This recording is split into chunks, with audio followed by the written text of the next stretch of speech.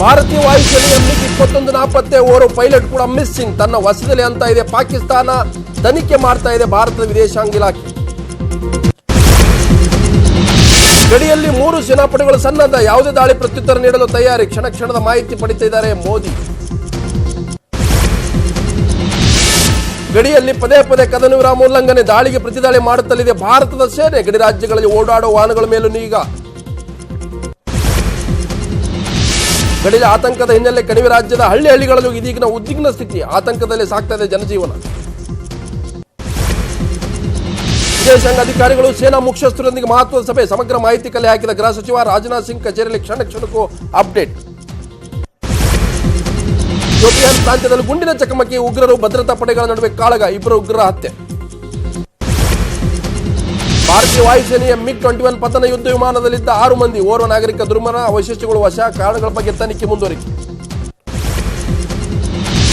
ಗಡಿಯಲ್ಲಿ ಉದ್ವಿಗ್ನವಿದ್ದ ಕಾರಣಕ್ಕೆ ಬಂದ್ ಆಗಿದ್ದ ಏರ್ಪೋರ್ಟ್ಗಳು 3 ಗಂಟೆಗಳ ಬಳಿಕ ಓಪನ್. ಬಿಗಿ ಭದ್ರತೆ, ಆತಂಕದಲ್ಲೇ ಪ್ರಯಾಣ ಬೆಳೆಸಿದ ನಾಗರಿಕರು. ಗಡಿಯಲ್ಲಿ ಪಾಕಿಸ್ತಾನ ಮಾಡ್ತಾ ಇದೆ ಕಿರಿಕ್, ದಾಳಿ ಮಾಡಿದರೆ ಎದುರಿಸಕ್ಕೆ ಸಿದ್ಧ ಅಂತಿದ್ದಾರೆ ಇಮ್ರಾನ್. ಶಾಂತಿಯುತ ಮಾತುಕತೆ ಸಂಧಾನಕ್ಕೂ ಆಹ್ವಾನ. ಭಾರತ ಗಡಿ ದಾಟಿದ ಪಾಕ್ ಯುದ್ಧ ವಿಮಾನ ಉಡೀಸ್, ಹಾರಿ ಬಂದ ಜಟ್ಟಿಗೆ ಭಾರತದ ದಿಟ್ಟ ಉತ್ತರ. ನೌಶೇರಾ ಪ್ರಾಂತ್ಯದಲ್ಲಿ ಆತಂಕ.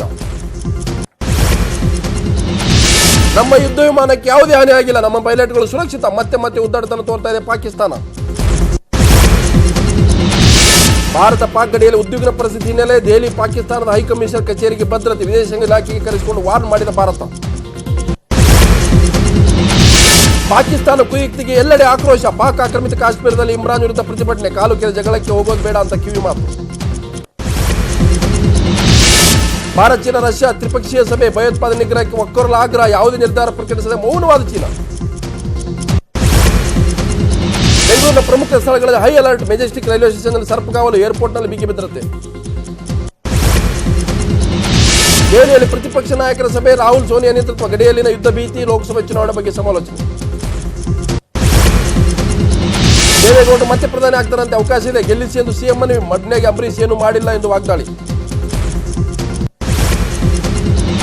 ವನ್ಯಮೃಗಗಳ ಚರ್ಮ, ಉಗುರುಗಳ ಅಕ್ರಮ ಸಾಗಣೆ, ಚೆನ್ನೈ ಪೊಲೀಸರಿಂದ 7 ಕೋಟಿ ಮೌಲ್ಯದ 660 ಕೆಜಿ ವಸ್ತು ವಶ, 2 ವಶಕ್ಕೆ.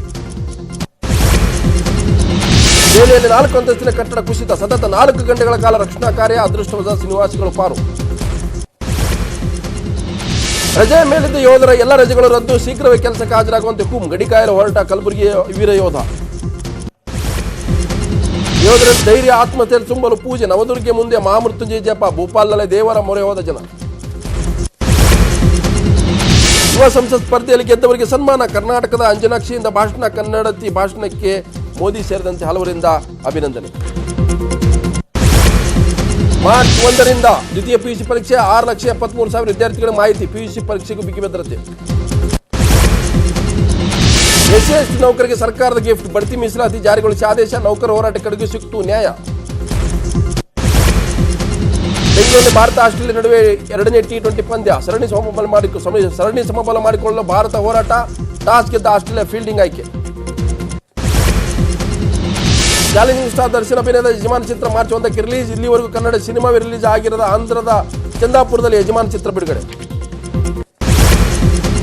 ಪುನೀತ್ ರಾಜ್ಕುಮಾರ್ ಅಭಿನಯದ ನಟ ಸಾರ್ವಭೌಮ ಚಿತ್ರಕ್ಕೆ ಸಖತ್ ರೆಸ್ಪಾನ್ಸ್, ಚಿತ್ರತಂಡದಿಂದ ವಿಜಯ ಯಾತ್ರೆ. ಮಾರ್ಚ್ 3ರಂದು ಹಾವೇರಿ, ರಾಣೆಬೆನ್ನೂರು, ಹಿರಿಯೂರು, ಶಿರಾ ಮತ್ತು ತುಮಕೂರಿಗೆ ಭೇಟಿ. ನಿರ್ಮಾಪಕ ಕೆ ಮಂಜು ಪುತ್ರ ಶ್ರೇಯಸ್ ಅಭಿನಯದ ಪಡ್ಡೆ ಹುಲಿ ಚಿತ್ರದ ಟ್ರೈಲರ್ ರಿಲೀಸ್ ಮಾಡಿದ ಚಾಲೆಂಜಿಂಗ್ ಸ್ಟಾರ್ ದರ್ಶನ್. ಫೆಬ್ರವರಿ 14ಕ್ಕೆ ತೆರೆಕಂಡ ಕೆಮಿಸ್ಟ್ರಿ ಆಫ್ ಕರಿಯಪ್ಪ ಚಿತ್ರಕ್ಕೆ ಪ್ರಶಂಸೆ, ಕೋಟಿ ರೂಪಾಯಿ ಗಳಿಸಿದ ಕೆಮಿಸ್ಟ್ರಿ ಆಫ್ ಕರಿಯಪ್ಪ ಚಿತ್ರದಲ್ಲಿ ತಬಲಾ ನಾಣಿ, ಕಿರಿಕ್ ಪಾರ್ಟಿ, ಚಂದನ್ ಮಿಂಚಿಂಗ್. ನಟಿ ಶ್ರೀದೇವಿ ಮೋಸ್ಟ್ ಫೇವರಿಟ್ ಸ್ಯಾರಿಯನ್ನ ಚೆನ್ನೈನ ಆನ್ಲೈನ್ ಕಂಪನಿಯಿಂದ ಹರಾಜು, 40,000 ಬೆಲೆ ಬಾಳುವ ಸೀರೆ 1,30,30,000ಕ್ಕೆ ಮಾರಾಟ.